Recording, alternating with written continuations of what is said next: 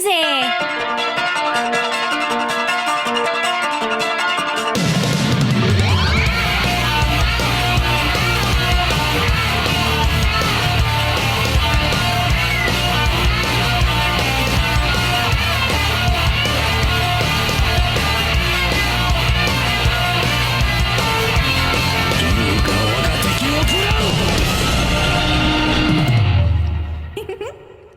That intro still does not stop getting me pumped as hell for this show. Welcome back, everyone. This is Overwatchers, the podcast all about Blizzard's new FPS, Overwatch. I'm Garrett Weinzerl, and I'm sitting here with Mr. Patrick Beja, or not Patrick, as his seemingly clever Twitter handle would have you believe. Well, nowadays it would be Smoked Patrick, because I've been hanging out in the Finnish woods and burning lots of branches and fallen stuff to clean up, before when we can still burn them before it's too dry and we risk forest fires. But the smoke, man, it gets in everywhere. I'm completely, like, all of my clothes, the entirety of my wardrobe smells like smoke. It's terrible. That's an odor I kind of dig, actually. Like, it makes me think of bonfires or camping, and I like the smell of burnt wood. I don't know why. Yeah, no, I do too. I think it's very human to want to burn stuff. Not too much, though. But when it's everywhere. Anyway, thankfully, I have Overwatch to get my mind off of the smoke that's invading my nostrils. Well, that is good. I'm also glad you went the route of, people just like to burn stuff. I'm happy about that. So thank you for that. Also, big thanks to Bo Schwartz for our intro music, because it is so dope. So, go find Gorath on the Core Show, talking about Heroes of the Storm, and support that man, because he makes sweet music.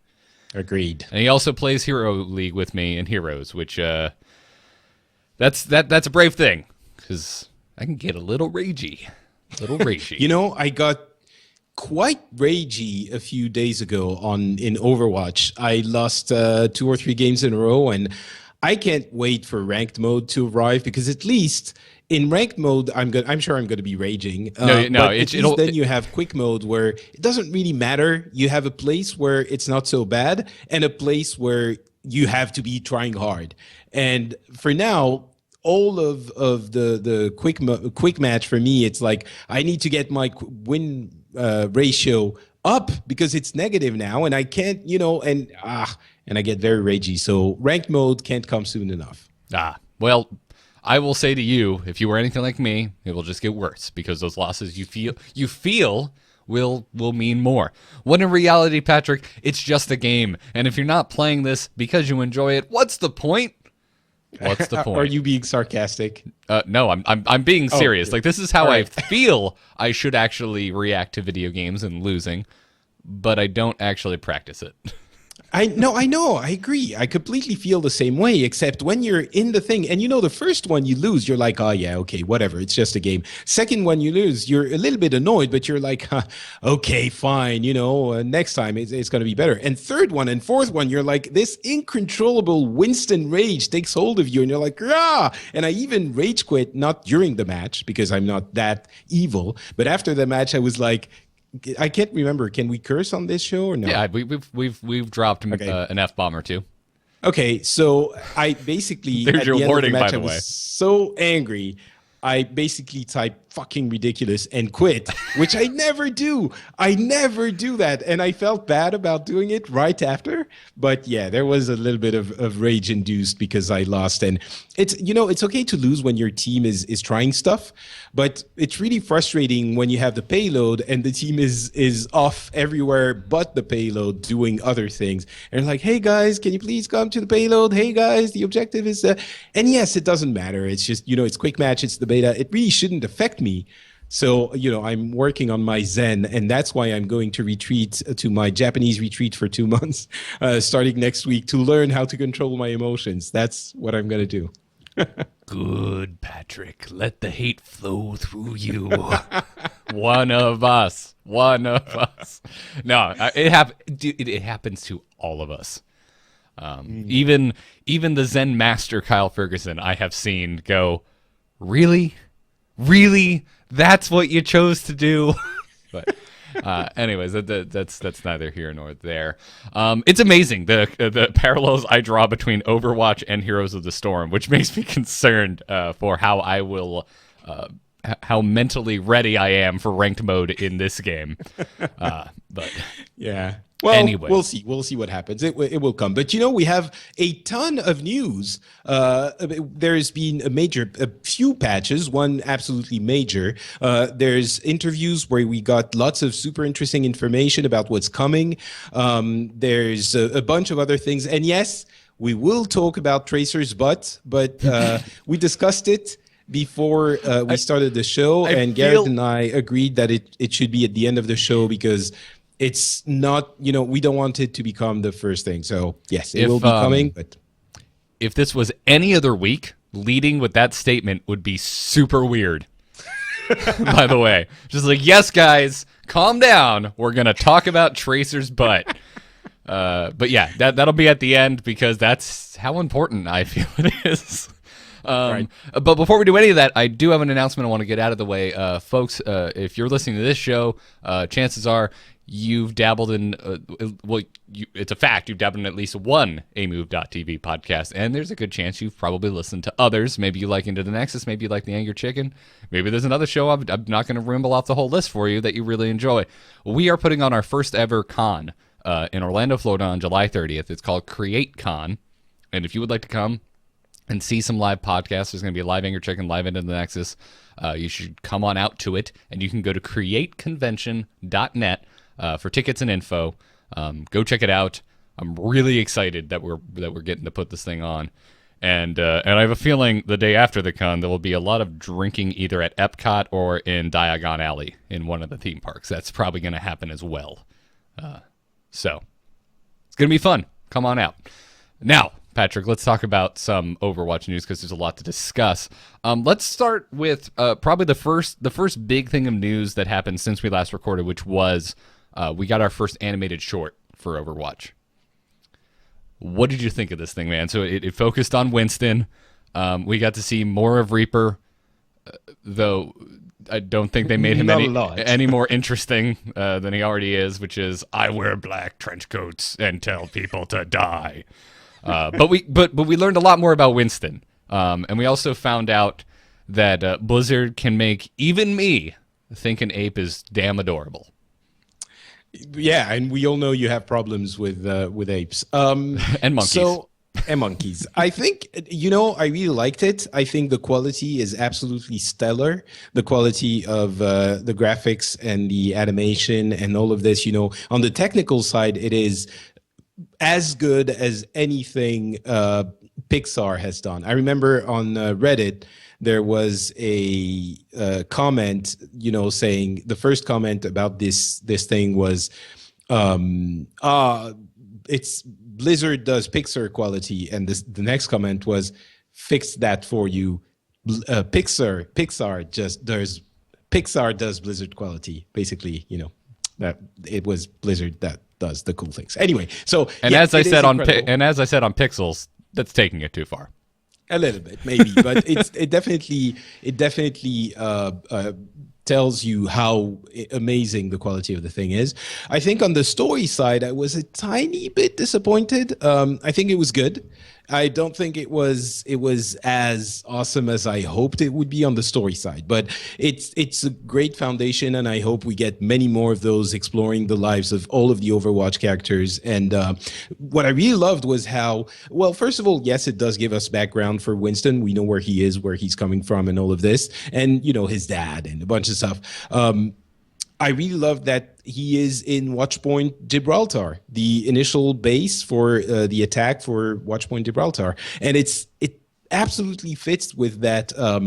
There was an article, I think, on The Verge or Polygon about how Blizzard is building the world from the bottom up, right? They're not, they have the characters and the game first, and then they're bringing all of these little elements from the game and creating a world from lots of different places. And it's not just, they wrote the story and that's what they're telling. And I think it really works because they didn't need to tell us, hey, this is the base where the Overwatch people were operating from, one of them in Gibraltar, and they just showed it, and we knew what it was. It was like, oh my God, I run around here before we start the match. Yeah, there's the tire and the suit in the corner, and it absolutely had the same effect on me. And it's hilarious because I'm fairly certain I have said on this very show that the lack of a campaign or story mode of any sort makes me kind of just not care about these characters. Like I don't care because there's no reason for me to.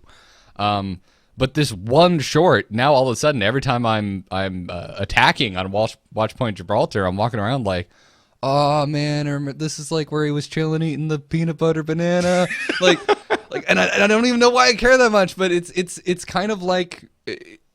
It's weird. It's like they instantly gave me a connection similar to when I first started to get to play World of Warcraft as a Warcraft 3 fan. I was coming to these locations being like, oh snap, this is where Hellscream died, and so I'm really excited for more shorts that are going to take place in different locations, so that all of a sudden it's like, oh yeah, this is where that dope ass fight with McCree happened.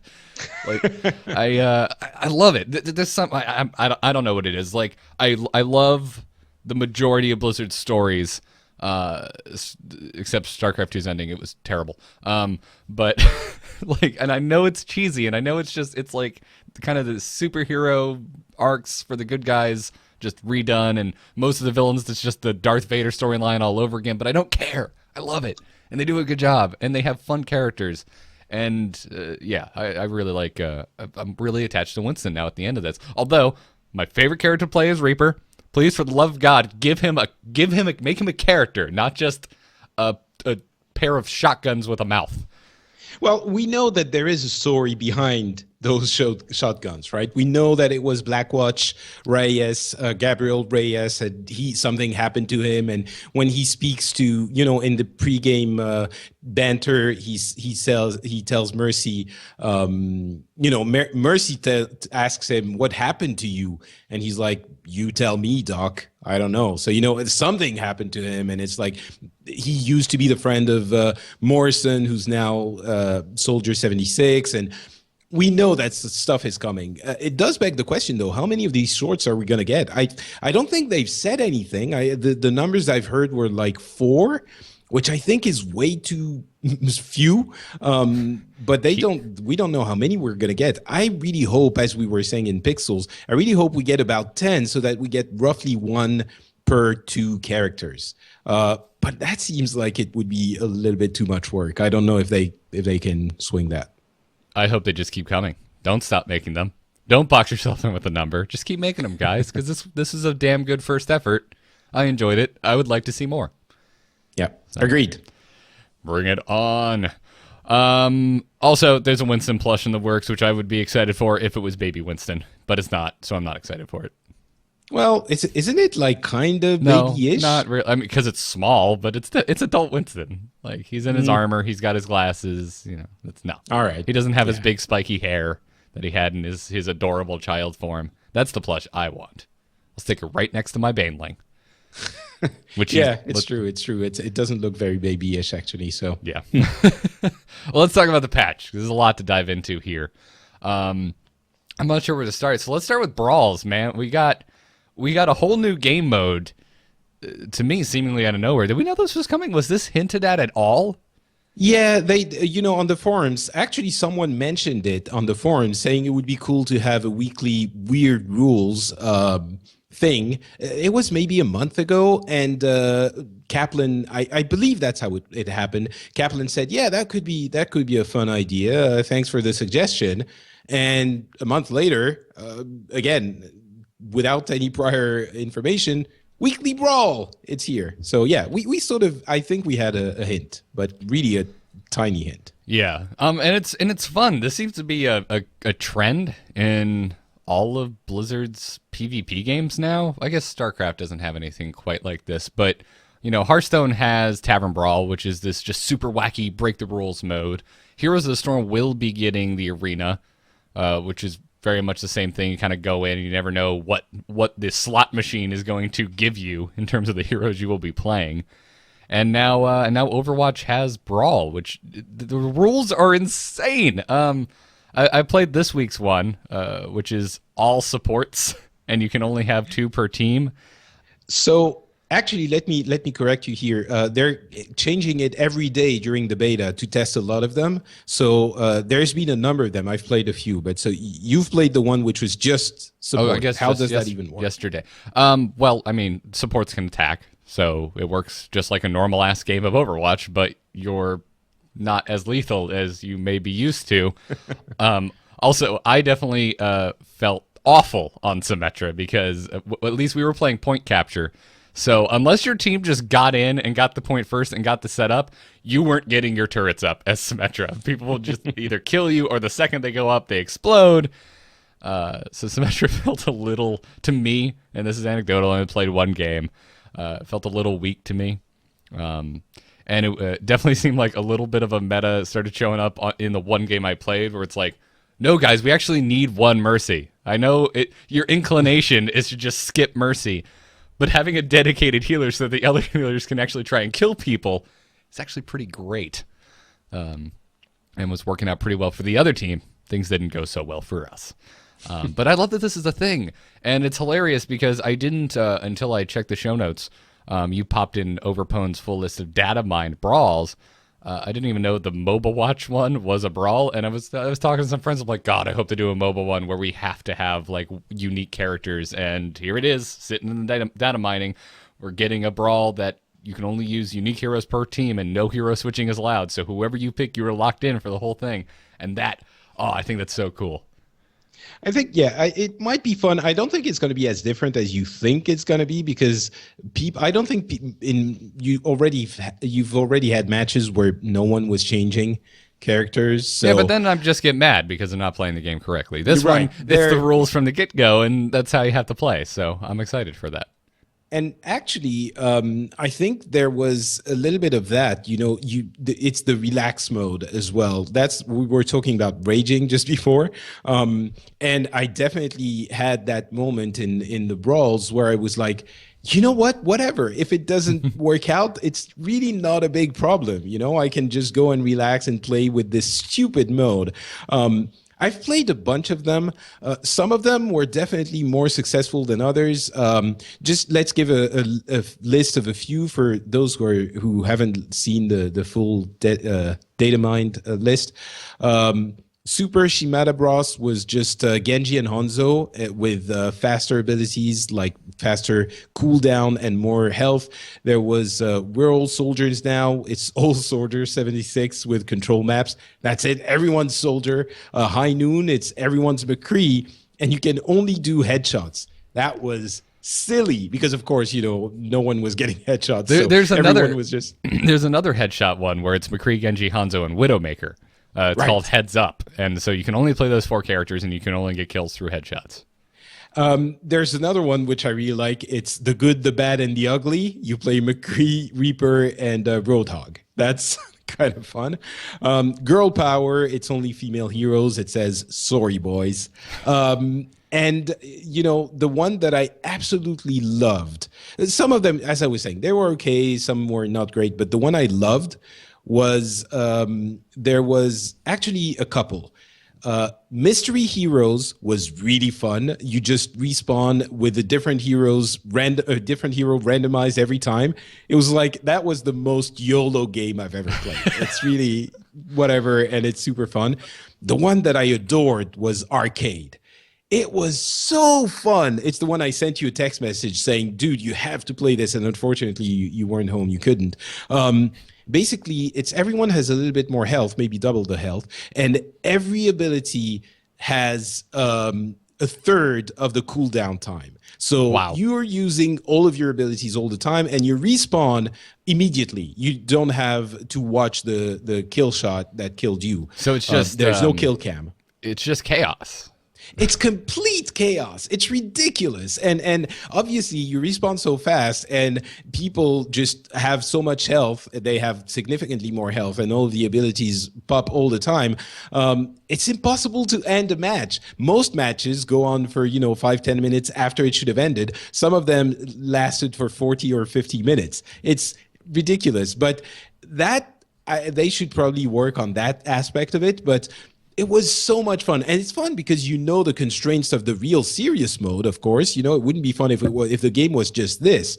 But since you are used to the serious mode, when you play arcade, it's just pure fun. It's nothing but amusement and ridiculousness. I loved that mode. It's awesome. Yeah, it's really the one that I think was the most successful. I think the other ones are, and they've said they can only work within the constraints of the private games for now, but they're working on having more different things. Maybe there's going to be, I don't know, some of them that have different gravity or something. I don't know, but they should add creeps to the mobile one. Yeah, for example, there's one where you can only play tanks, only defense heroes, only offense heroes, and I think that's about it. But yeah, so that is mostly for the fact that you can just go in and have fun without worrying about anything else. I love that. Let's give us once a week a fun thing to do, and they're probably going to be adding an experience bonus for the first time that you play the weekly Brawl. To encourage you to go and play it, just like you get something when you play the Brawl in Hearthstone as well. Yeah, you get a pack of cards, which for me is usually 40 dust. So achievements are in. We got achievements, which I never really think about how much I miss achievements until they get added to whatever beta I am currently playing in, and it just makes the game seem so much more polished. And also, you notice it so much more once it's first added or once you first get into a game, because obviously you're getting a ton of achievements right out the gate, and they kind of peter off. But I'm glad they're here. There's quite a few of them. Yeah, I've never really cared so much about achievements. It's just, sometimes you're playing and you don't really realize even, and something shows up and you're not even sure why you got it. I think they might... have a little bit of work to do on the UI side of this. Yeah, it's always hard in a PvP game, right? Because when it pops up, it's not like you can take the time to go like, oh, what happened? Let me see, and I'm dead. Yeah, I haven't even checked if you have the chronological list of everything you've gotten in the achievement tab. That's how little I care about it. But it's cool that they're there. It's fine. Some people have been saying it might be an incentive to play a specific hero, and you're not going to be changing because some achievements are linked to one hero. And yes, sure, to an extent, if you're really chasing those, but it's definitely not as important as the other thing that would encourage you to play a hero, which was individual hero experience. That would have been a lot more impactful on the game. This is just a side thing, so I think it's okay. Yeah. We also have the AFK kicking system is live. When it first went live, oh my god, it was rolling with an iron fist. It would kick you at a skirmish. It was basically, if you didn't touch your mouse for 30 seconds, you would be kicked. So if you had selected your character, you were just chilling in the attack lobby, in the pre-match place where the attack team is waiting, then you would be kicked. It happened to me a couple of times. Like, what? So anyway, they fixed that. It was a couple of days. Yeah. You now can wait as long as a normal person probably should to do something. So yeah, I think they've done something like if you've selected your character, you're not going to be kicked until the match starts or something like that. Yeah.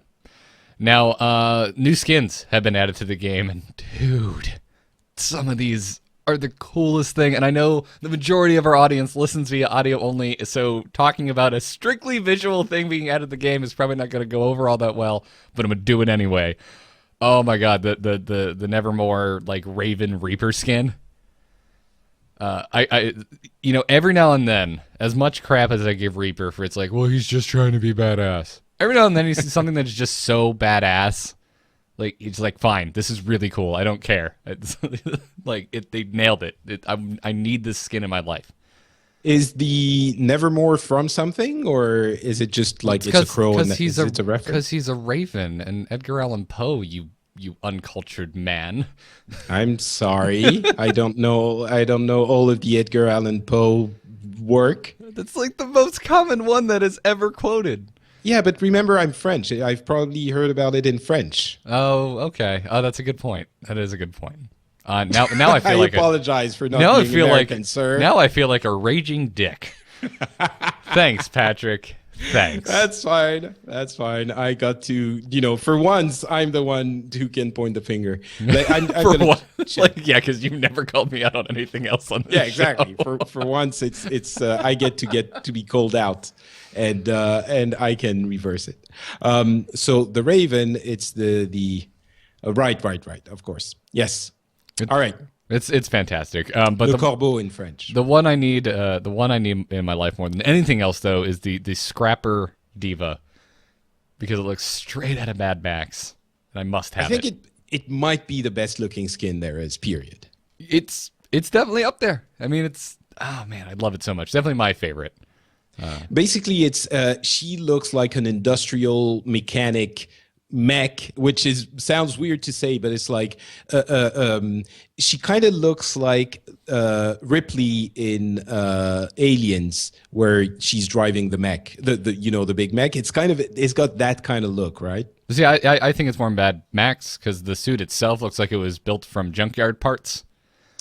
Yeah, a little bit, yeah. And I don't know. I mean, she doesn't have a robot arm or anything, but she does have even shorter hair, which makes me think of Furiosa. Ah, a little bit, maybe. Yeah.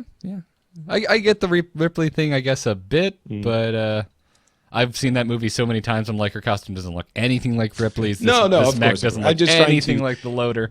Yeah. So I'm just an alien nerd. So I'm ruining it for you. I'm sorry. I'm sorry. I apologize.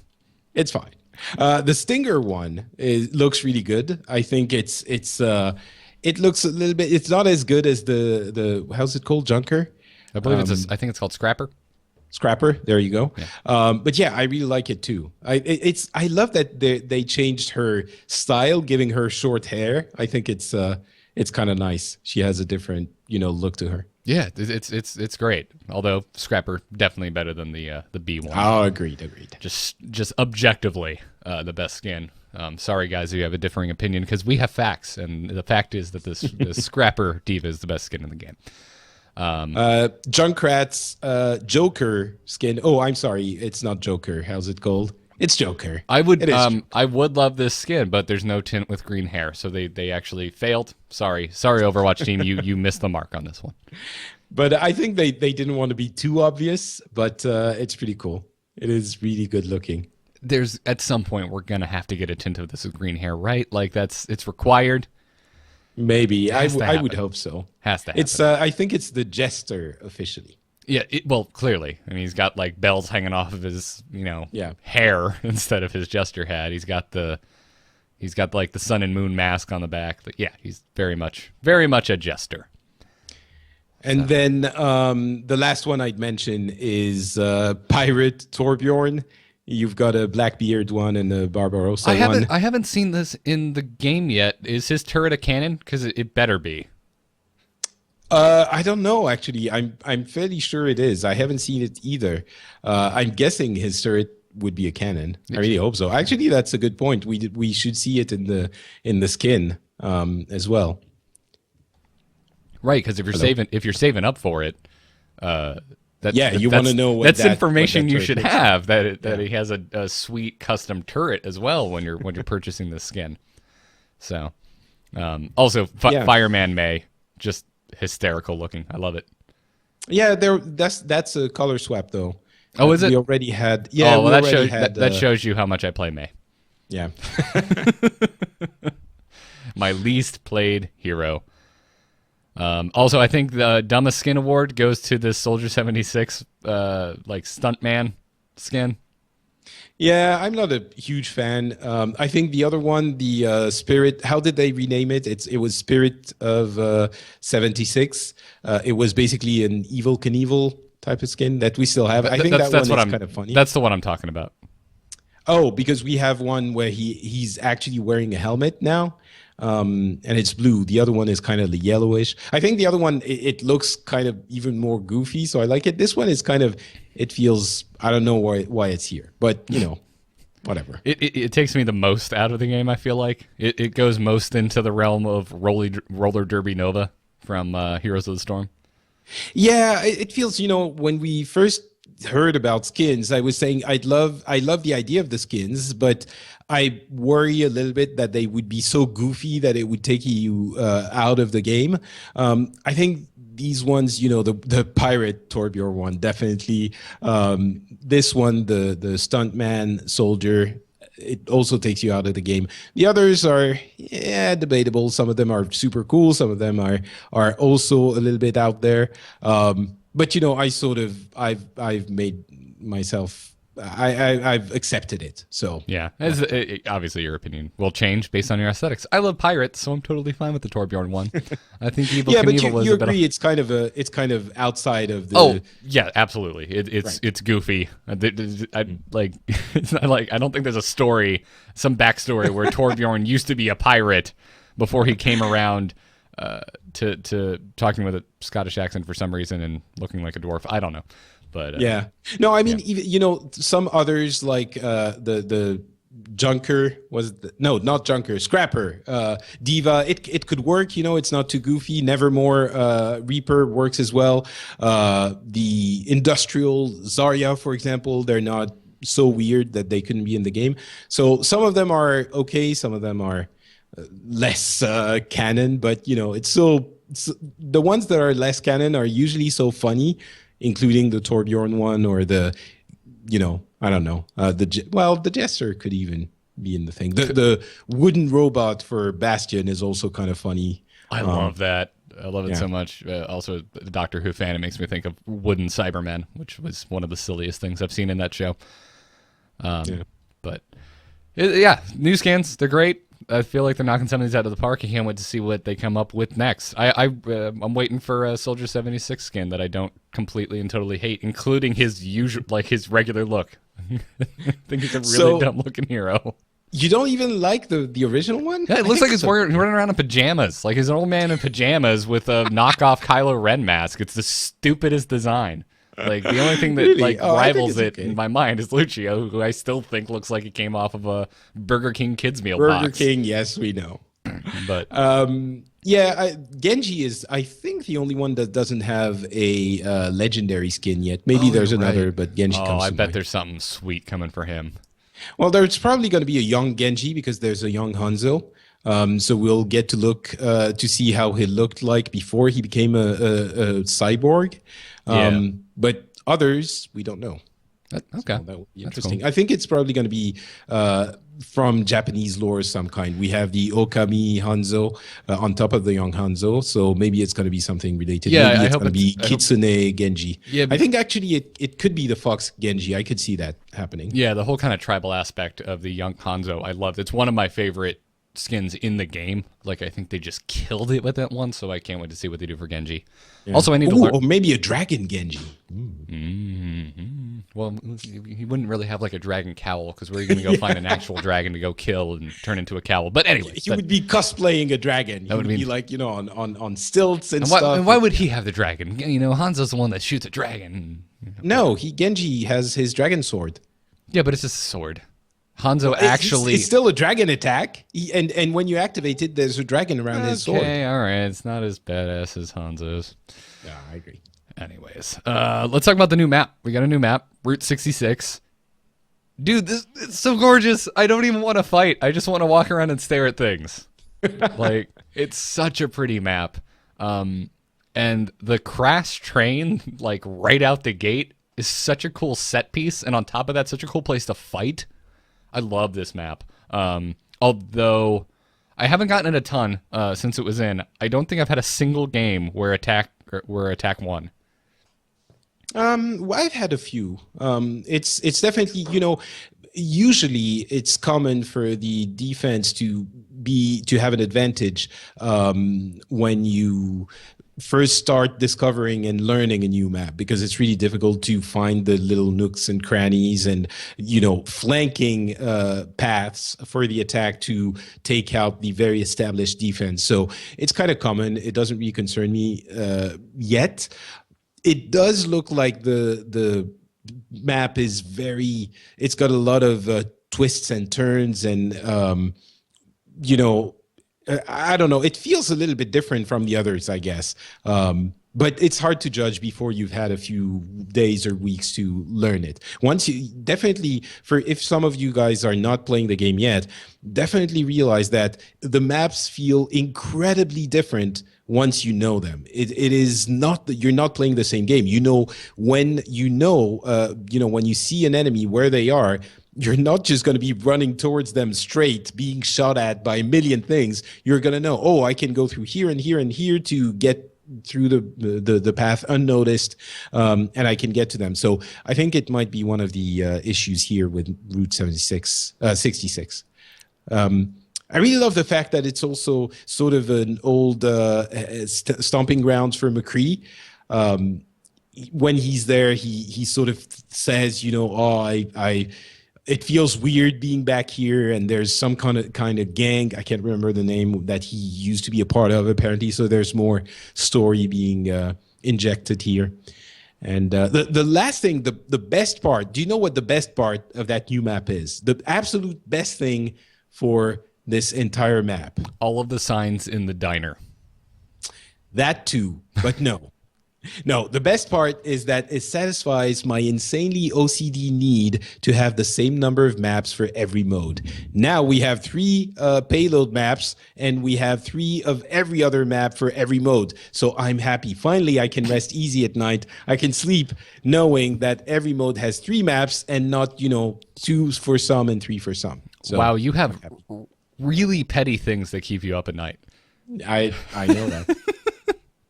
I'm glad that this is what keeps you up at night, not thinking about some of the scary states of the world and people who are going hungry tonight.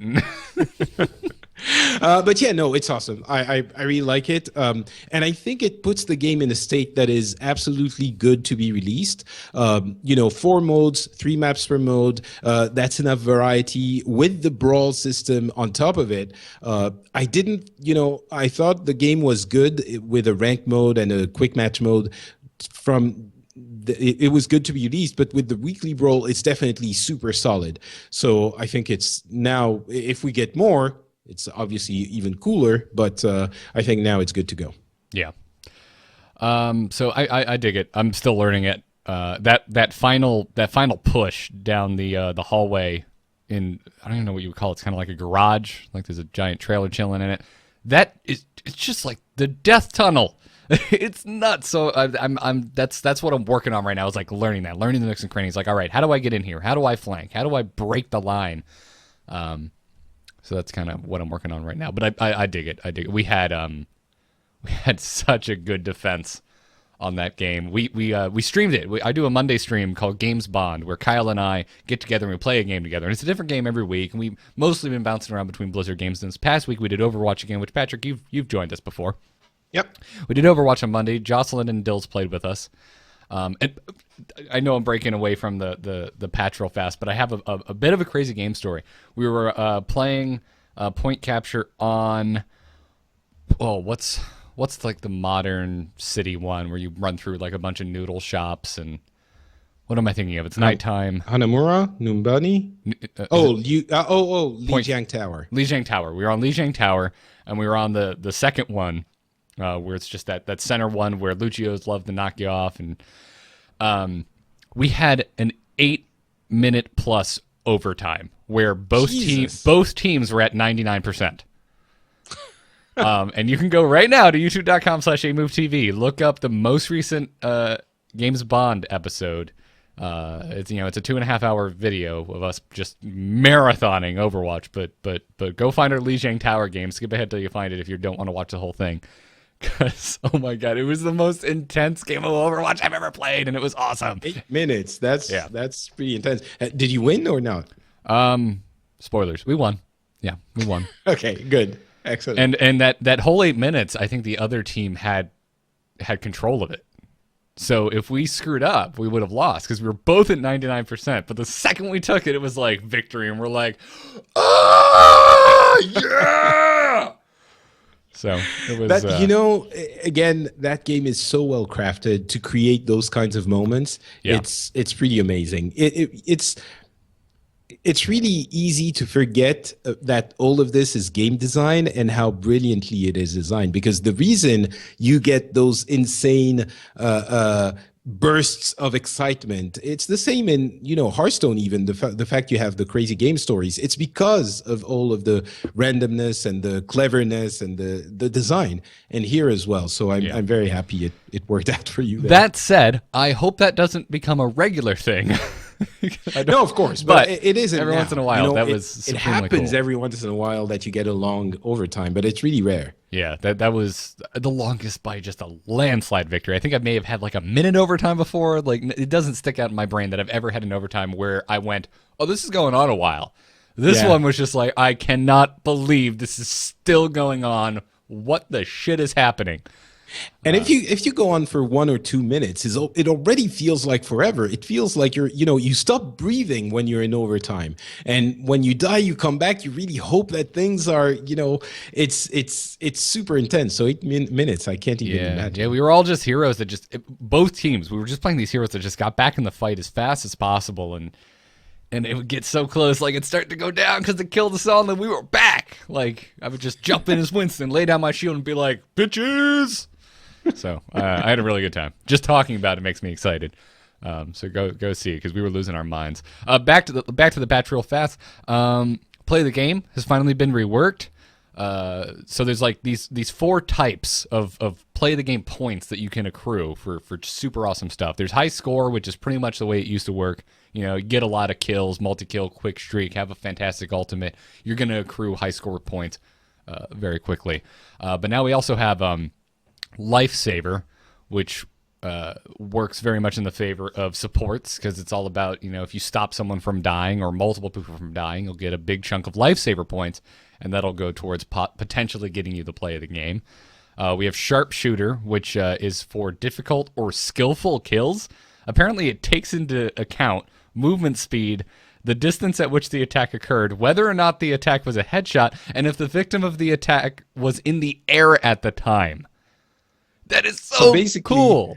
If you're running, you jump, turn around, and shoot in the head an enemy that was also jumping at that time, you might get it. Yeah, 360 no scopes gonna probably get you the play of the game. I'm not sure how true that statement is actually, but no, but if you get a 360 no scope into maybe killing 2 other additional people with headshots after you land that sick thing, you're probably gonna get it. Yeah, the play of the game, it's super cool because you get the highlights for individual, basically, play of the game for yourself that are not saved across sessions. So as soon as you log off, they're deleted. And but I hope that you can get a way to save them somewhere or export them to YouTube somehow in the future. But currently, those are cool. The play of the game reworks, I've had a couple of them that were really nice, like a Mercy Revive or a Lucio that was countering an ultimate with his own ultimate and saving the team for the win. That was, really good. Most of them were were clearly underwhelming. So I think they still need to tweak it because often the sharpshooter was just someone who was shooting someone else in the head, and it was like, oh, okay, fine, and that was it. Yeah, I have seen a couple that seemed lackluster. It's like, well, why is this the play? Okay, they got they got a headshot, but that's it.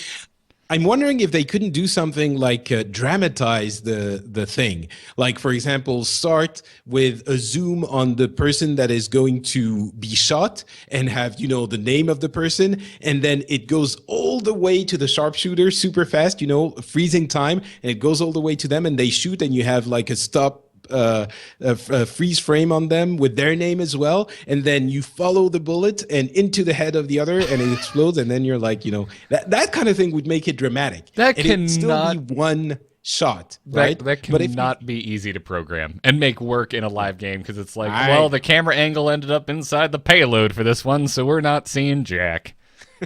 True. But yeah, I mean, the point is, there's also one which is shutdown, which is when you kill someone before they were going to do something cool, like, again, a resurrect or another ultimate of their own that would have potentially affected a lot of their team or the other team. But those also are, you don't really get it. The shutdown one feels... it is objectively the most feel bad moment in the world if you are the person that was killed in the replay for an obvious shutdown, because that happened to me this week on Reaper. I was going to I was wraithing in to break the turret line. They were just cheesing with turrets on Hanamura with my Death Blossom, and I just started up, and out of the hallway just comes the Zenyatta and just orbed to my face right as I start the Death Blossom, and I'm like, no, I was the player that ouch. Shit, this sucks. I felt terrible. Well, so in this instance, it worked, so that's good. Yeah, but it had the effect of making me feel like the biggest loser in the history of this game. I'm sorry. No, but I mean, they're probably still working on those. It was just the initial rework. Hopefully, they will get them to work. Before the game Even though, we're getting play of the games that don't look all that impressive, I am really glad that every single play of the game doesn't just come down to kills. You have a chance as a healer to get to play the game, and I dig that. So yeah, absolutely. I've seen a play of the game yesterday that was Mercy getting it, and she had that awesome intro where she's twirling around and getting her gun and then her staff. It made me so happy to see Mercy get a play of the game. It was super cool. Yeah. Let's talk about really the only balance change, Zenyatta. Orb of Harmony and Discord will now automatically return if their targets are out of line of sight for more than 3 seconds. It's a really big change to Zenyatta. One that a lot of folks on Reddit and the forums are kind of calling ahead of time, because Zenyatta was extremely strong. Like and they even brought it up in their developer comments about this change, saying this kind of fire and forget play style was too strong, and B, made playing Zenyatta really boring, because you put these two things out.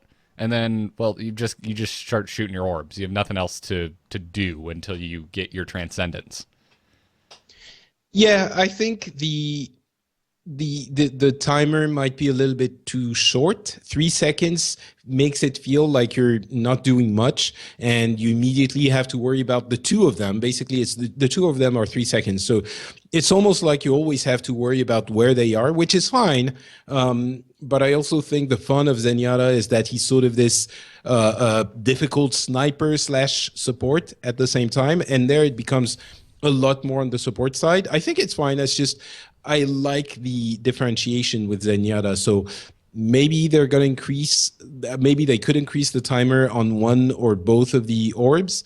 I've heard a lot of people saying the Orb of Discord was fine as is, but the Orb of Harmony was feeling like you didn't do anything because you just put it up for 3 seconds. But keep in mind, it's when you're out of line of sight for the orb. So it's not 3 seconds period. If you're still within line of sight of your orb, you're going to keep it up. So that might need to, we might have Zenyatas that need to learn how to play with this specifically. Not just Zenyatta though. That's part of I think part of the issue with the short timer is it's not just on the Zenyatta anymore. If you have this orb on you, you also need to make sure you're not just flying off above a damn roof as Pharah. Like, if you need it. I mean, obviously, if you're fully healed, who gives a crap? But this is one of those things where it's no longer just on the healer. And there's things in Heroes of the Storm that are like this, where all of a sudden it's not just on the player to play the hero correctly, but your teammates need to adapt to the hero you're playing correctly. Right.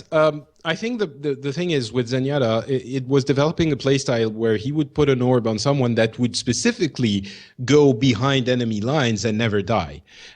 So yes, you can counter the dissipation of the orb by remaining in line of sight of your healer, but then it means that you can't just go and flank and play the way you did when it never went away. So that's also a very important effect. It affects the type of play that you can make with Zenyatta in a major way. So I don't know. We'll see. I think maybe they could tweak it by saying it's gonna stay on you for 3 seconds or 5 seconds worth of healing. So you can, if you're full health and doing everything fine, then it's gonna remain on you. So there are lots of ways they could do it, but yeah, here it seems like a slightly too big of a change for his play style.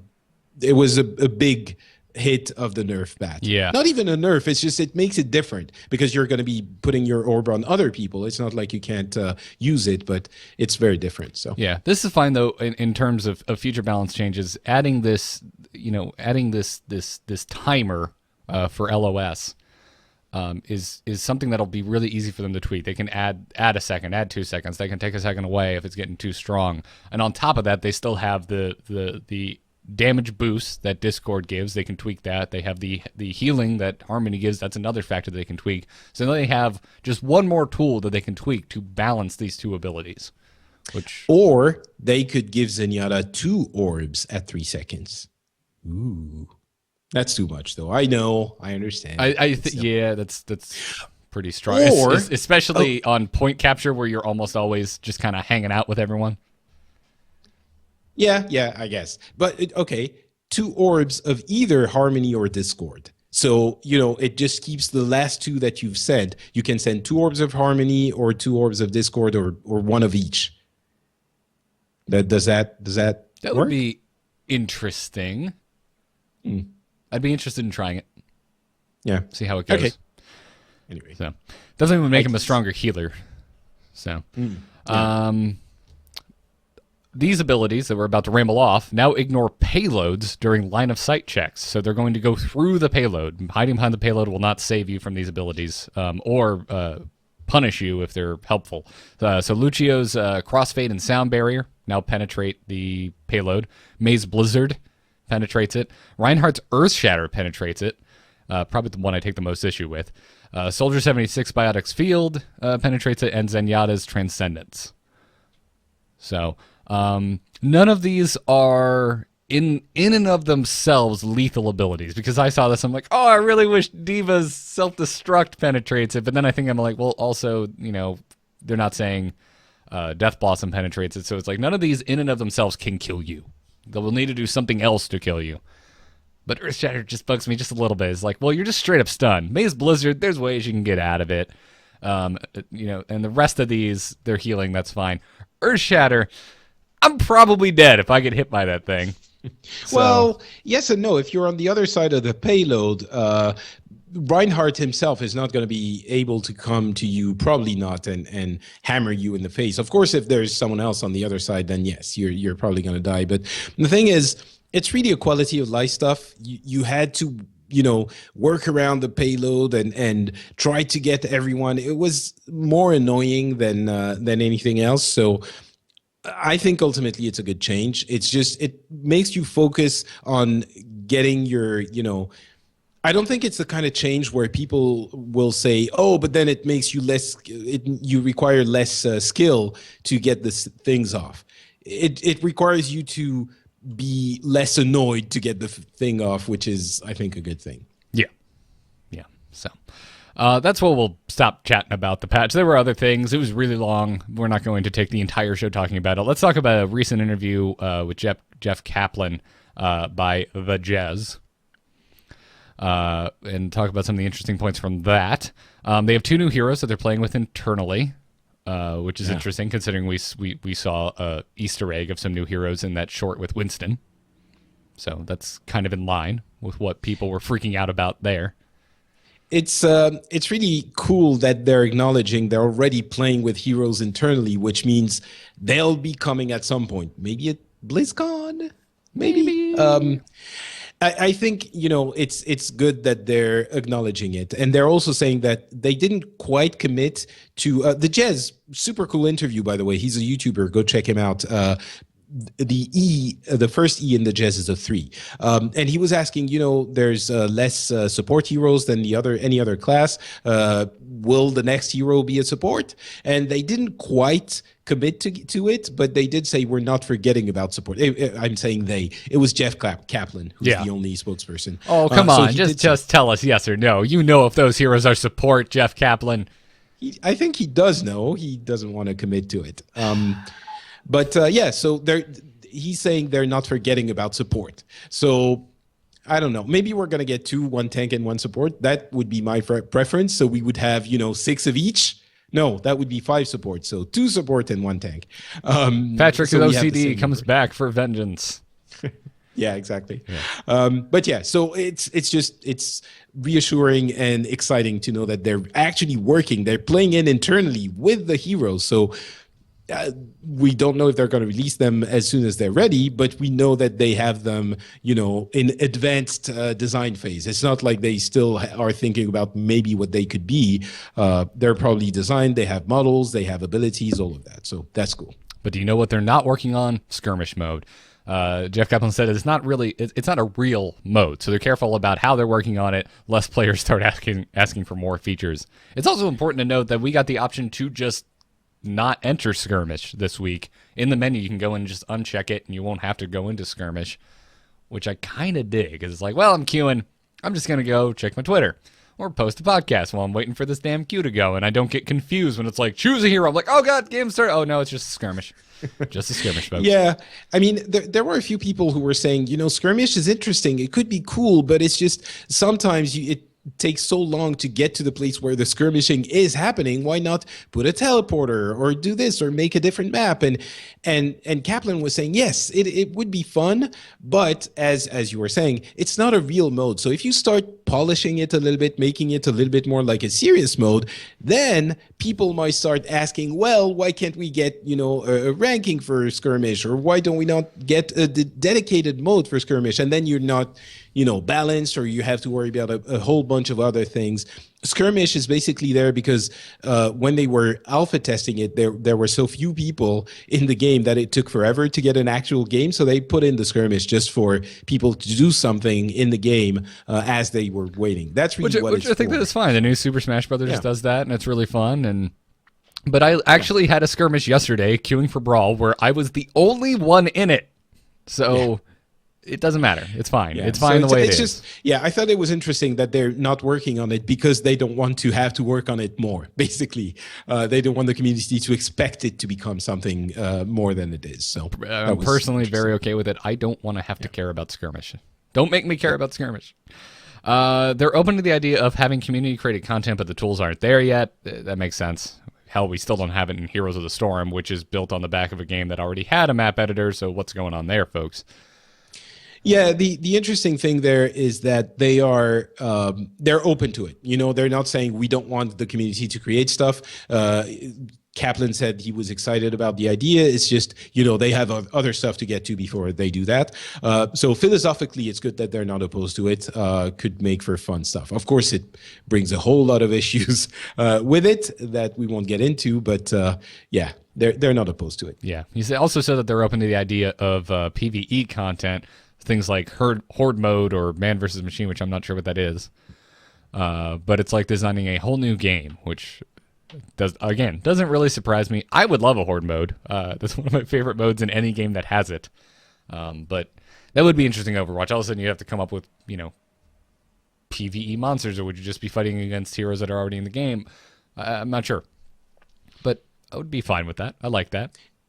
Yeah, it's. I think man versus machine is tower defense. Isn't that the name of that mode? I thought it was. Maybe I'm wrong, but it's the thing is, I would love to have it too, absolutely. But the problem is, what he was saying, it's like designing a whole new game.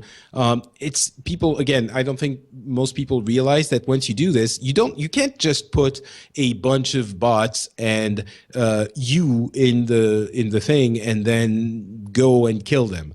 Right? You need to have not only a game mode that makes sense, like, I don't know, dungeons or something you have to go through with different encounters, different kinds of bosses, different abilities that they have, but also outside of it, you need to have some kind of a progression system or something to keep you interested. So it's really like doing an entirely different different game that you have to get into. Maybe they will do it down the line, but it's the same thing. It's not their first priority. So I'd love to have it, but obviously it's not going to be coming anytime soon. Yeah. Man versus Machine is a co-op mode in TF2. Oh, there you go. Thank you. So thank you, chat room. Or not chat room. I looked it up myself. What am I saying? I said it's in TF2. Oh, I didn't hear you. I don't listen to what you're saying. Okay, sorry. And it sounds like it's just a horde mode. Yeah. So yeah, exactly. I haven't played TF2 since before hats were introduced. So there you go. Jeff Kaplan said that exposing data is tricky, that too much will overwhelm new players, hence the simplification of F1, and those who want it already have it. Right. So this was about, it was a question about, so can we know how many, how much damage that hit does and how much mitigation armor does and all of that. And he was saying actually something that surprised me, which was the F1 help screen was simplified recently because new players thought it was too much information, which I thought it was too little, but new players were like, I don't care about all of this. Just tell me what it does. Right. So they've changed it to make it simpler. And it's true what he's saying. If the players who are interested in this kind of information will know how to get it. So I understand that they're not specifically including it in the game.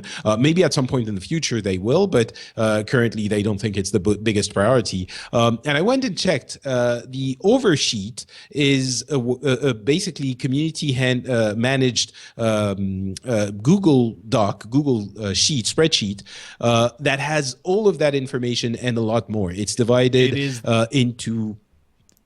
It's so granular. Really, any nitpicky piece of statistics or information that you want to know about a specific hero or map or game mechanic, and a lot more is in here. So we have it linked in the show notes. This is a fantastic resource. If you're a stat nut, this is the thing to definitely go check out. Yeah, there's even a community content section where we are featured, and I didn't realize that until yeah. What? There's a list of podcasts in the community content, and we're one of the 3. So there you go. Where are the podcasts? I'm fine. Oh, yeah, it's in community content podcasts. Yeah. Oh yeah. There's none of the other 2 I listen to, though, but I'm going to check those other ones that are listed. Yeah, so there you go. It's a super resource. Just Google the Oversheet if you can't find the link, and you'll find it. It's a Reddit link. Super, super well done. So wanted to mention it as it relates to the interview. Sweet. Well, let's keep moving on. There's a great video out by clicking on the link and hopefully not making sounds. Come on, YouTube, load. No, it made a sound. By Eurogamer. Great video out by Eurogamer about how Overwatch performs and plays on the console. And my assessment is, looks like it plays pretty damn well. Yeah, it's really good. It looks basically the same as it does, from what I've seen, the same as it does on PC. It is 60 FPS, and they're changing the resolution. They have dynamic resolution for, if there happens to be an insane portion of the game where there are too many things on screen, they will scale it down a little bit, but usually they're 1080p, so that's good. They were saying that they're balancing each platform individually. And what that means is that some of the abilities might be different for one platform compared to the other if it's needed because of the control scheme. Obviously, one of the things the Eurogamer folks were saying was that when you're turning on a console controller, it's going to be a lot slower than when you're turning with a mouse. So some of the game elements, like the turrets specifically, do less damage so that you have time to realize, oh my God, there's a turret here, and either get out of dodge or, try to shoot it or that kind of thing. Yeah, there was an interview with Jeff Kaplan in this video where he talked about a lot of the smart changes that they made to the console version. So I recommend folks go and check that out. The Eurogamer also said that because of the turn speed aspect of playing on a console, that it seemed like flanking with characters like Tracer and Reaper was significantly more effective.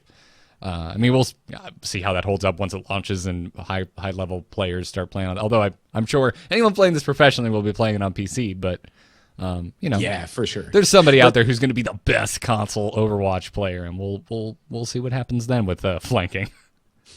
Yeah, I mean, it's definitely going to be two different ecosystems for sure. It's not going to be the same. Kind of like they adapted Diablo to consoles, and it was kind of a different way of handling things. Yeah, and it was really here. It seems that I was so impressed by the way that they did it with Diablo. They made a lot of really smart changes. I think it plays great on consoles, and it looks like they're being just as thorough with Overwatch. I'm not gonna pick up a console copy. I have no reason to, but I'm glad that they're putting the effort in for those that do pick up a console version. Patrick, what do you... by the way, talking about turrets, I wanted to mention as well something about the Bastion and Torbjorn balancing, which he talked about in the other interview. He was saying that they were really, they thought it was really important to make sure that the things that feel like they are overpowered to new players are balanced for them. And he addressed the issue that competitive players are having with the turrets, with Bastion and Torbjorn, saying that they're not being seen very much there in competitive levels because they're too weak. And what he said was, we understand this, and at the moment, we're fine with it, especially with the game launching, because if they are tuned for competitive play, they end up being too strong for new players, and it makes the game very frustrating. So he said very clearly they would rather have Bastion and Torbjorn not used in competitive for now, rather than have new players be frustrated and stomped into oblivion by turrets. So I thought that was a very interesting point of game design, and that it makes a lot of sense. I completely agree, even though, playing Bastion and Torbjorn might be difficult for better levels of play. Maybe it's going to change down the line, but I wanted to mention it. I am fine with it for now. When this becomes an esport that I'm going to be watching, I want to see turrets used. So I hope they do something about it. Yeah. Because I definitely don't want two of the heroes to just never be used in esports. And I don't want it to be a troll pick. Like, this team is so much better than the other. Oh, they took a Bastion. What a bunch of dicks. Patrick, what do you want to talk about with pre-mates? So I had one of my first serious experience with pre-mades a week ago or so, or a couple of weeks ago. Playing on one or playing against one? I'm sorry? Playing in one or playing against one? Well, both. I was playing in one. It was 5 people pre-made. People I met in the game, just random people I was enjoying playing with and against. And we ended up forming a group. And let me tell you, we were being matched against pre-made as well, and I was surprised. I knew it intellectually, but I was very surprised when I actually was thrown into this environment where people are trying really hard. They really try hard, and they're coordinated. And let me tell you, when we were playing as a random, solo queue, but we were together, we were stomping the others because we knew what we were doing. When all of a sudden, when it's another team that is coordinating, it was super hard. Like, we were trying really hard, and we could see that they were playing super hard as well. It was like playing a different game, and it was the first time I had that experience. I'm sure a lot of people, either playing Heroes or other FPSs are going to hear this and think, young Patrick, he's so silly. But for me, it was a very stark difference between the two things. Solo queue and pre-mades it has nothing to do. The game is different. And it was really hard. It made me realize maybe sometimes I might be happier playing solo queue, because pre-made, you have to bring your A game, because you're going to be matched. And if you're playing with friends who are just, YOLO whatever in the game, and they're like, yeah, we're playing together, we're having fun. I'm like, yeah, but we might be matched against people who are really trying and who are coordinating, and I'm not going to enjoy losing 5 matches in a row. So it'll be not nearly as bad once ranked mode is added and folks can just head to quick play for fun. Granted, you're probably still going to go up against other pre-mades, and there's just going to be more coordination, so you're going to have to deal with that. My TLDR on what you just said was nothing new to see here, folks. This is my experience with a pre-made in any team game, which can be fun. I mean, we played with a 4-stack for 2.5 hours on Monday, and It was we lost some. We won more than we lost, but we definitely lost some games. But it was a blast. As opposed to the last time we were playing with a pre-made, which was with you, and we went on the worst Overwatch losing streak I have ever been a part of. To the part where you could see the point where my soul died on that stream. But yeah, pre-mades can be really fun, and they can also be super stressful if you're not in the mood for them. Because there's definitely, like you said, Patrick, times where I'm like, no, I'm good. Maybe I'll play with one other friend. I don't feel like being thrown into try-hard town. So. Yeah, exactly. Yeah, I think that might happen from time to time. Yep. Real quick, Overwatch will be the first game to support Dolby Atmos over headphones. So that's cool. I don't have good headphones, so this doesn't affect me in any way, shape, or form. So that's the thing. You don't need specific headphones for that. You just need some regular headphones. I'm sure the quality of your headphones is going to have a pretty large effect on how cool this is or is not. Maybe, but I don't know. I just thought that that technology specifically didn't require you to have like 7.1 headphones. Of course, it's going to be better if you do have good headphones, but yeah, I don't know. I thought it was. I've tried it with my pretty good headphones. They're just regular 2 headphones, but they're Bose and they're pretty good. I didn't hear a huge difference, but I'm not usually I don't hear those kinds of things very well usually. So maybe it's just me, but supposedly it makes you really able to hear where the sound is coming from. It's binaural audio, so it simulates the placement of the thing with the delay between the 2 ears. So, you can hear 3D with just 2 ears, right? You know where the thing is coming from, and that's because of the delay in the sound. And that is what they simulate with that mode. It felt a little bit different. Like I know where it's coming from a little bit better, but it didn't feel life changing to me. Maybe different people will have different experiences. Yeah. We got what appears to be leaked BlizzCon dates. The BlizzCon website very briefly was updated with November 4th and 5th for BlizzCon. I am assuming this is correct. For the past couple of years, it has been the first weekend in November. So this is most likely it. I'm not going to make plans till it goes up anyway, because I always wait for those group rates from BlizzCon to book my hotel anyway. So yeah, I'm probably gonna. Oh, do you book in groups for? No, like it's what's called when like a con gets special rates. So you go to their site, then you go to the hotel through there, and that's a group rate. Okay. I didn't even realize that existed. We got one for our con. If you're looking for a nice hotel. Are you talking about CreateCon? I am talking about CreateCon, Patrick. Oh my God, the one that's happening on July 30th? Yes, and then you can buy tickets to by going to createconvention.net. That sounds awesome. It does, doesn't it? I was planning on going to the US at that point. Unfortunately, I won't be able to, but I think you should just come in July and stay through November like you're doing in Japan for some reason. Just to be there, and then I'll just go to BlizzCon, and it will be perfect. Not jealous at all that you get to spend 2.5 months in Japan. Totally, there's no jealousy or malice in the tone of my voice. Bastard. See, that's the thing. I mean, I guess Katie has a regular job, right? Yes. Unfortunately, okay. So you can't really do it, even though you're a home worker. I could if I didn't love my wife. Unfortunately. Well, you're still in the early days of the marriage, so that's not gonna.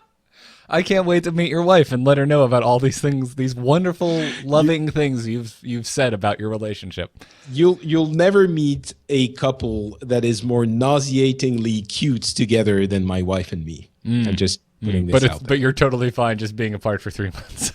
According to she's coming to Japan. What are you talking about? You just made a joke where I was saying that it wouldn't be an issue if I didn't like my wife. And you're like, oh, well, you're just young, which inflected that you just you're like, no, I leave for 2 months. It's fine. Doesn't matter. Who cares? We're sick of each other. You have the internet. You have FaceTime. What do you need? What else do you need? We really need that distance to rekindle anything, any type of feeling whatsoever, because we are numb. Anyways, check out the link to the best one-liner in the game, which is when Tracer kills Reaper. It's so good. It's. Do you want to play it anyway? Yeah. There's so much background noise. You can't really make it out all that great. But sure, fine. Here it is. Loading. Oh, come on. Hurry up, guys. Hurry up. Just make it a link. I don't need your text about stuff on Reddit. So this is Tracer playing a game.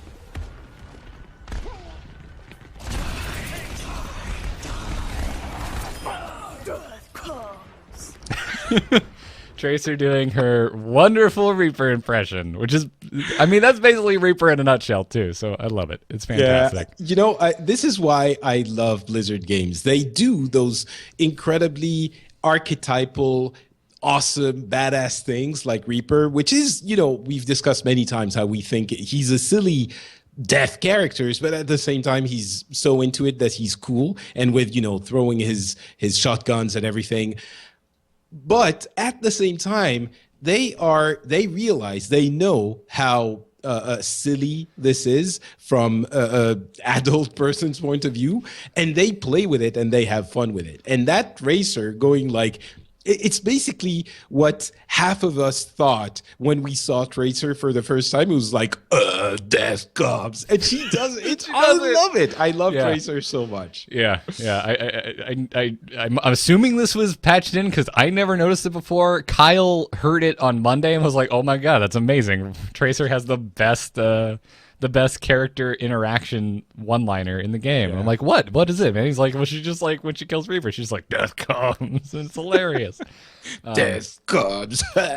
Yeah, it's so great. It's so freaking fantastic. So, also there's a survey up on Reddit you guys should go do. Reddit user is doing a survey for his statistics on classes, for his statistics class regarding Overwatch.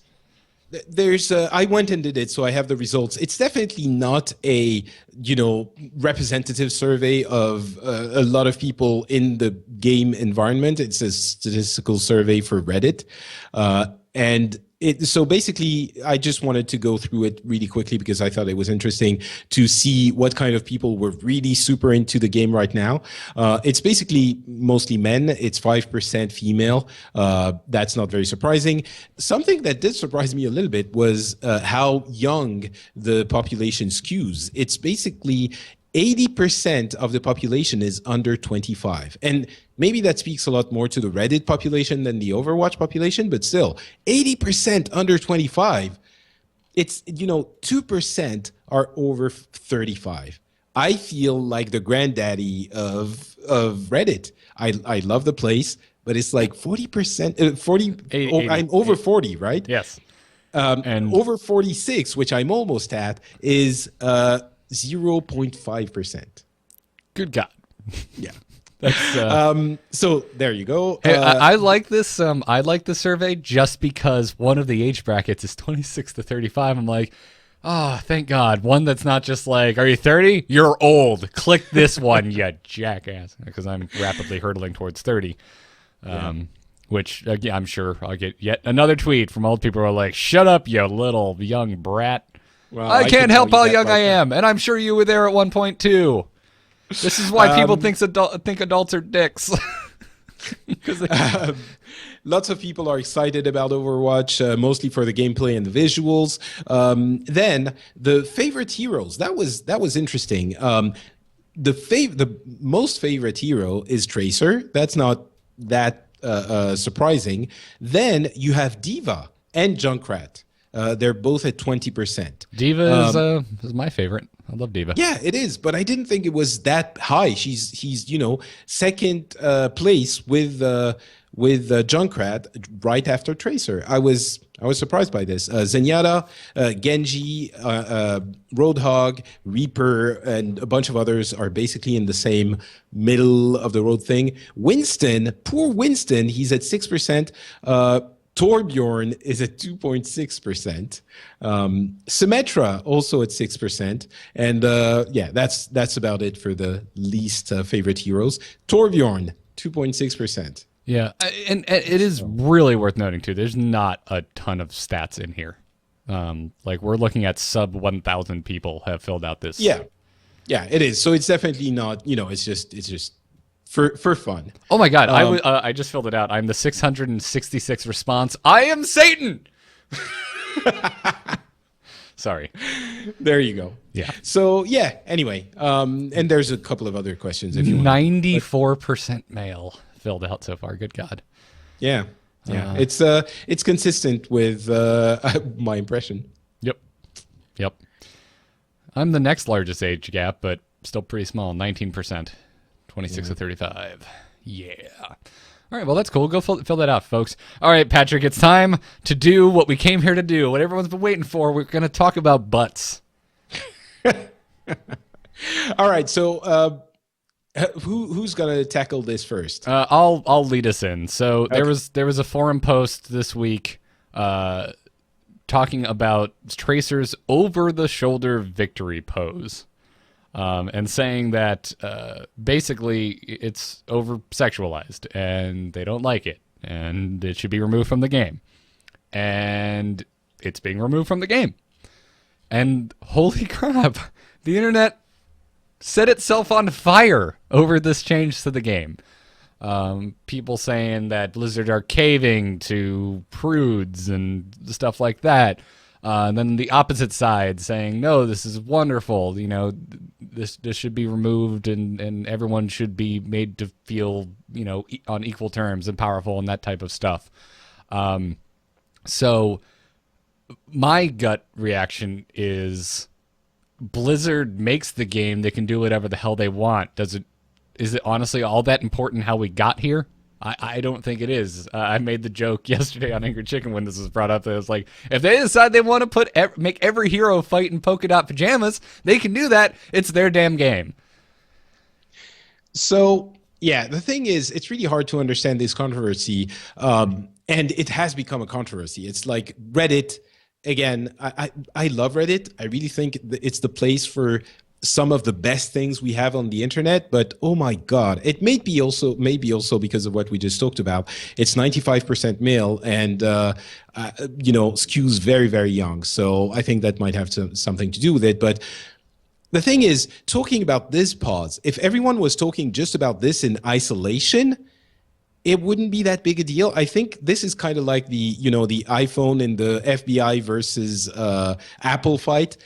That specific phone is not being talked about in isolation. When people talk about this, what they're really talking about is a whole slew of other things that this crystallizes, right? So right. In that iPhone conversation, everyone's worried about their own iPhone, and in this one, everyone is worried about their sexy gamer characters in every game ever. This is basically because if people were talking about just this pause, the conversation, if it was just about this, the conversation would go like this, and I have an opinion about this, so I'm going to try and be neutral still. But the conversation would be, oh, hey, so I really like Tracer, but that one pause, it's a small thing, but it feels like she's objectified. She looks like some sort of pinup, like slap my butt picture, and it feels out of place, so I don't really like it. And then other people would respond, all right, I kind of see where you're coming from, but it's really not a big deal. And why can't she be playful and fun and also a little bit sexy here? It's not a big deal. Why are you, I don't think it's so bad. And then Blizzard would come in and say, yeah, thanks for the feedback, guys. We already had a thought about it, and we're not really in love with it, so we're going to replace it with something else. Thanks for your feedback. Thanks, goodbye. That would be it. However, since there are so many different emotions attached to it, and people are actually talking about and I'm sorry to go back there, but that's why this is such a big deal, because it's on one hand the image of female characters in video game, which is attached to this, and on the other hand, it's the anger towards political correctness. And I'm not talking about only Gamergate. I think there's a reaction to political correctness in general, which if you only look at this pause, I can completely understand. It's like, it's really small. It's really not that big a deal. But it feels like Blizzard, because the response was a little bit not inappropriate, but not perfectly crafted, it felt like they could be listening to any complaint about political correctness and changing it to satisfy that prude person that was complaining about something. So I think there's a lot of elements of that in the counter reaction. Oh, I absolutely agree. It looks like a 1-to-1. Someone complained, it got removed.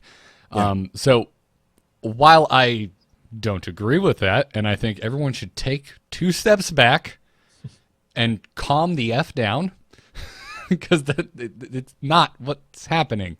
But I get it. I completely understand how we got here because it's the internet, and I'm not surprised at all that this was the reaction. I do think, so as silly as I think this was, I think there was some interesting conversations had here, specifically the one just about characterization in general. What is this character? What is their personality? And because everyone started immediately, people realized, well, Widowmaker has pretty much the same pose, where her super wedgie is front row center. Why aren't people losing their mind over that? And maybe this original poster it sounds like they're the type of person that would have their feathers ruffled about that type of thing, and that is fine. It is okay to have that reaction, and it is okay to speak up about that reaction. I don't necessarily agree with you, but that's fine. But the particular discussion I found the most interesting was comparing those 2 characters and the people who were saying why it made sense for Widowmaker to have that pose and why it did not make sense for Tracer to have that pose, because Tracer is not portrayed in that kind of sexy femme fatale light. She's more bubbly and has a childlike charm to her, whereas Widowmaker is straight up your old school femme fatale. She's sexy, incredibly deadly, and to me, cool, makes sense. It's in the character, so this pose makes sense. Tracer, it's not really in her character, so that pose doesn't make as much sense. But also, I never looked at that. I've seen that pose. At no point was I like, oh yeah, sexy Tracer. I didn't even have that reaction until this guy pointed it out. Yeah, no, I agree. It didn't bother me all that much, but there are a couple of things I would like to address very quickly. To people who are saying that Blizzard is caving in a way, there is one game where the developer has come out and said very specifically, we want this game to be to make everyone comfortable and to have a good representation of female characters and of different body types of female character. They said that specifically for Zarya when she was introduced. And they've removed elements of the game that were considered too sexy. Like there were people making videos of some of the emotes for Tracer and Widowmaker and other characters that were showcased. They were poking their butt out a little bit too much in their pose. They changed those. They removed the Symmetra magazine coming out of the outhouse in the Route 66 thing. So they've been consistently saying, this is the type of game we want. So they're not catering to anyone. If anything, they're being consistent with their vision for the game. That's another good point. They literally brought it up the BlizzCon when they announced this. Yeah, exactly. They talked about how they wanted to make characters for their daughters to look up to. Yeah. So I think this is an important element of they're not compromising their vision. They're being consistent with it. The other thing is people are bringing up PC in general, like saying, oh, but then they're going to take out the cigars of the game, or, making silly jokes about animal rights or robot rights or that kind of thing. I think that cheapens the issue, because there is, again, I'm sorry, but it is attached to the question of female characters in video games. There was a point where cigars and cigarettes were a societal issue, and yes, it did make sense to not include those in the games. I think now that the problem is kind of past a little bit, and that's why Tychus's cigar was removed from StarCraft, and currently McCree has a cigar, and I don't think it will be removed, because in our current context, it doesn't really matter as much as it did back then. And again, the animal rights thing and the robot rights thing, I mean, I understand where you're coming from, but really you're just cheapening what is an actual question with an actual problem. And finally, the thing about those different characters is that Widowmaker is the femme fatale, as you were saying, and Blizzard has been saying they're okay with having that character, or they've been implying they're okay with having it. And I think, when we're talking about female characters in video games, we're not saying no sexy can exist in those worlds. It's okay if some of it is there, but it's uncomfortable when there's so much of it that it becomes a defining characteristics of females in video games. And there's still lots of games, including one of my favorites, Street Fighter 2, that makes me Street Fighter 5, sorry, that makes me a little bit uncomfortable because of the amount of sexy there is. I think it's too much over there. So there is still in gaming a lot of sexy. It's not like don't stop, living in this theoretical weird world. Well, all of a sudden, every woman in a video game is going to be wearing a burqa. You're being a populist. You're being, demagogue. It is not an issue. It's swinging the pendulum too far back in the other way, and that's not what we're arguing for. And I'm right there with you. I at no point has my thought been we should just do away with sexy characters in video games. Yeah. That's not what I'm saying. It's just when there's not enough of other portrayals of women in the game that it becomes an issue. When you either A, only have one female character and they're incredibly sexualized, or B, when you have many and they're all just incredibly sexualized. Yeah. I think that's the issue. Something like Overwatch has Widowmaker, who is clearly a sexy, deadly woman. That is fine she's because very objectified and using sex as almost a defining characteristic for her, and it's fine. If they ever change that, like from Catwoman and Batman, I would be really mad because that's Catwoman for me. Like, you need to keep that in. That's a key point of her character. But you have other female characters in Batman who are not that way, so you get this nice diverse representation of the female gender. No, I don't know. I don't know. In Batman, it's kind of. I mean, the games I've played, at least, Poison Ivy is very much like that. If you're playing games, you're playing Arkham Knight, and that is not the best representation. Right. I'm talking about the comics and Batman as a whole. The Arkham games, they don't do that well. all the female characters are quite sexy. But yes. Sorry, so just to finish up on that Tracer specifically, that there are a lot of people that are making a good point. They're saying, why can't Tracer be super playful and fun and quirky and also have a little bit of sexy? And I understand that feeling entirely, but I think the reason why it's important to Blizzard, and that's what they've said in the the updated response by Jeff Kaplan, I think the important thing here is that they want her to be fun and quirky and not sexy, and that's their prerogative. I think it's absolutely their right to do it. What concerns me is, she is defined by her quirkiness and her she's a good friend and she's weird and fun, and all of a sudden, why does she also have to be sexy, right? It's in this environment of female characters being a little bit too often, at least a couple of years ago. It's changing already, and that's because of that discussion. And female characters are a lot more well-rounded and well-defined and less objectified. But why does it have to be, again, in a character that wasn't sexy? There's this one thing that comes and sort of ruins it a little bit for people who want some of the characters to not be sexy. And the question, why can't she be fun and sexy? To that question, I would answer, why can't she just be fun, right? Why does she have to have the sexy also inserted in? And that's, I think, the question I would return to those people who think she should have a little bit of sexy is, why? Why is it so important to you why do you not want her to not be sexy? Right?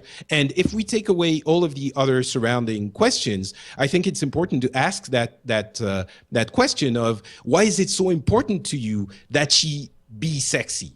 And that's the core of the issue. I think if the image of women in general was absolutely super equal with everyone, I think it wouldn't be an issue. We have Widowmaker, who's sort of sexy, and we have this one, she's 0% sexy, and others are also 0% sexy, and that should be fine. I think it shouldn't be such a huge outrage that she's not sexy, right? I don't know if I'm expressing myself well, and completely admittedly, I'm engaged in that discussion, so I might be not very objective, but that's how I would summarize it.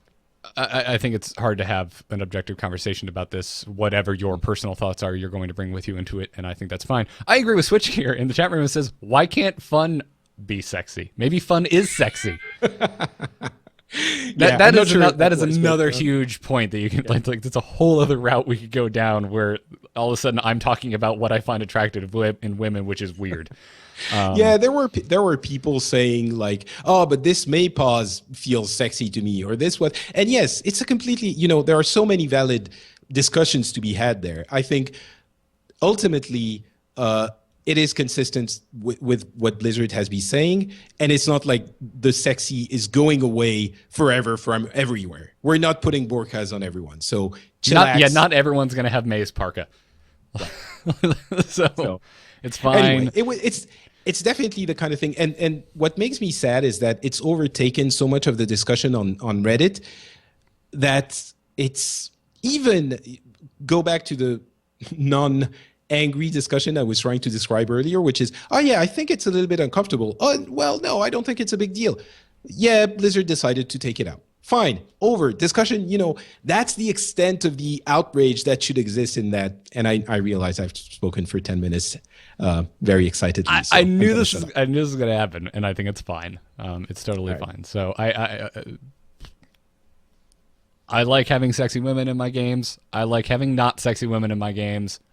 I think Overwatch is fine, guys. They have a nice palette, a nice cornucopia of different characters and different genders. Everything is going to be okay. And for my personal taste, I am kind of happy that the mascot character for Overwatch, I would have been fine if they kept the pose. I'm even happier that they're making Tracer 0% sexy. I think that's sort of a cool statement. And it's, again, I think it's fine that some female characters are 0% sexy.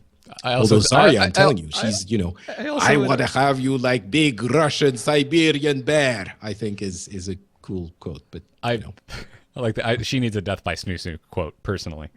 As a Futurama fan, I would enjoy that. But I don't know. I would also argue, sir, that saying something is 0% sexy is, you can't do that. That's not a fact. It is your objective opinion. She still has superhero wedgie. I think that's kind of attractive. So. But she's also a cartoon and a fictional character. So, I don't know. It's this is strange. It is weird that this was as big of a thing as it was. I am fine with the outcome. Blizzard makes the game. They can do whatever the hell they want. Also, it doesn't affect the gameplay. Calm down. Yeah, I think that's also an important point. It doesn't affect the gameplay. It doesn't even really affect Tracer. I mean, it was such a small part of it, and that it can be an argument for or against it, but it doesn't really affect the core of what Tracer is, right? She's all about jumping around and going like, death comes, and that kind of thing. So I think it doesn't even affect her character. But I think it's that's important too. It's fine. I don't care either way. And like I said, I didn't even think of it as a sexy pose until somebody pointed it out. So, but now that they have, do you? That's interesting too. She does have that kind of a pin-up, slap my butt kind of thing, doesn't she? With that pose. No, I guess so. A little bit. I don't know. It never really. But you're like pulling me in. There's a discussion that I think we could have where I'm not sure she even needs the superhero wedgie in the first place. I think again, where I'm like, well, Widowmaker should have it because that's her character. I'm not sure Tracer has. They should go more down the route that they recently went with Batgirl, where she has very practical clothing, because Tracer seems like a very practical character. And then even on her punk skin, which I use all the time because I prefer it, I think it's one of the coolest freaking skins in the game. She doesn't have it because she doesn't have it at all, and it works. So that's I just want to talk about art direction because that's the way my brain works. Who is this character? What does she do? How should she be stylized? And I personally think, and again, I am a straight male who likes sexy women. I'm only 15 years out from being an awkward teenager with posters on my wall. Okay, like I don't. Ooh, which posters did you have on your wall? Oh, when I was like 13, Britney Spears. In the shortest denim shorts I've ever seen. Anyways, so like I remember that, and I'm not against it. I'm not against sex or anything like that. I'm not a prude. I don't want anything like that. But I definitely, my interpretation of Tracer as a character is not as one who would have pants going up her crack. So that's my thought. Like, as an art director, I'm like, well, why don't we just smooth that out like actual pants would sit on a human being instead of making it look like it was painted on. Yeah, that's funny. It was one of the comments. And there's been, contrary to what Reddit might make you think, there's been arguments on both sides. Maybe a little bit more on the, oh my God, this is political correctness crap on that. There was that side, petition that was the number one upvoted thing in one day. Sure. But there was definitely comments on both sides, and some of the comments were saying, "Oh well, she's wearing tights. What do you expect?" And a lot of people were coming in. Have you ever worn tights or seen someone wear tights? Tights, they're not. This is like painted clothes. It doesn't make you super wedgy like that. Tights don't do that. Switch gear in the chat room. It's kind of funny. You're killing me. He's like, "Come on, guys. Rule 34 will fulfill all of your Tracer butt needs." The game will be the game. Yeah. All right. Yeah.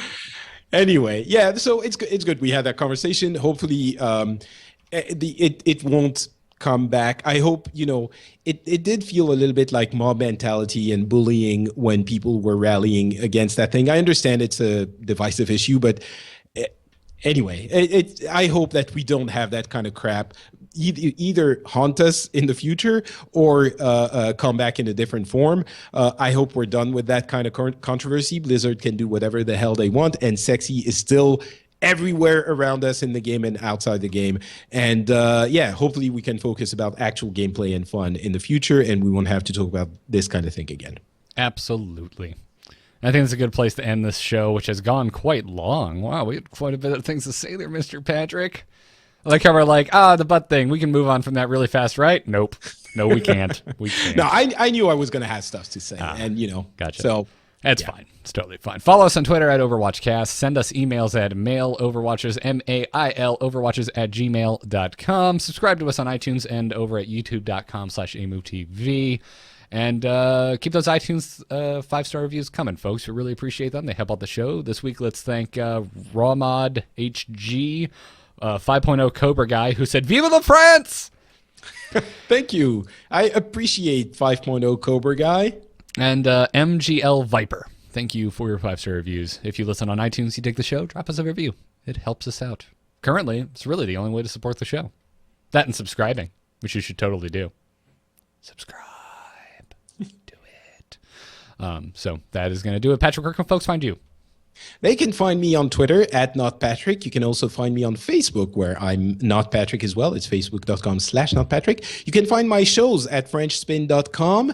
I do a couple of shows. I do Pixels, where Garrett is gracing me with his presence every once in a while. Oh, yeah. And I also do the Phileas Club, where I get people from different countries in the world to come on the show and tell us how they see the news, the world events in the past month. And we have a blast talking about the different cultures and the different points of view, and I highly encourage you to go and listen to it. I think you will like it for sure. So FrenchSpin.com for that. Wonderful. You can find me on Twitter at GarrettArt, and you can find all of the other podcasts I do at amove.tv. But I implore you, go to createconvention.net. Check out the lineup we have for the con. Live Angry Chicken, Live Into the Nexus, Live Night Attack. Those yakkos are coming down to join us, and we'll probably have them closed because bad language and protecting children and whatnot. So it's going to be a really good time. It is going to be in Orlando, so if you want to make a trip out of it, hit up some of the parks. Maybe you're a huge Harry Potter fan like I am, and you just need to go to Diagon Alley and buy a wand and be almost 30, waving it in public like a weirdo. I'm not saying I've done that. Totally have. Orlando's a fun place to come. So come on down to CreateCon and hang out with the A-Move crew. Looking forward to it. Oh, man, now I want to go. Is it just one day, or? It is one day. It is just one day. We're starting small. But like I said, we're going to be hanging out in Orlando all weekend. We'll probably have a meetup the night before. And then Sunday we'll probably go hit the parks. All right, we'll see. It seems like a pretty expensive trip if I'm also going to go to BlizzCon a few months later. So no, don't look at prices, man. Just book it blindly. Just book it blindly and get out there so we can add Overwatchers to the rundown of things that will happen. I'll think about it, but we'll I see. think it's going to be too much. Okay, all right, fine. Darn frugal Frenchman. Well, that's going to do it. Hope everyone enjoyed the show. Again, email us at mailoverwatchers@gmail.com. We will see you next time, probably in 2 weeks' time, unless something insane happens. Maybe we get a sexy Winston butt that sets the internet on fire. Until then, good luck and have fun, everyone. Bye.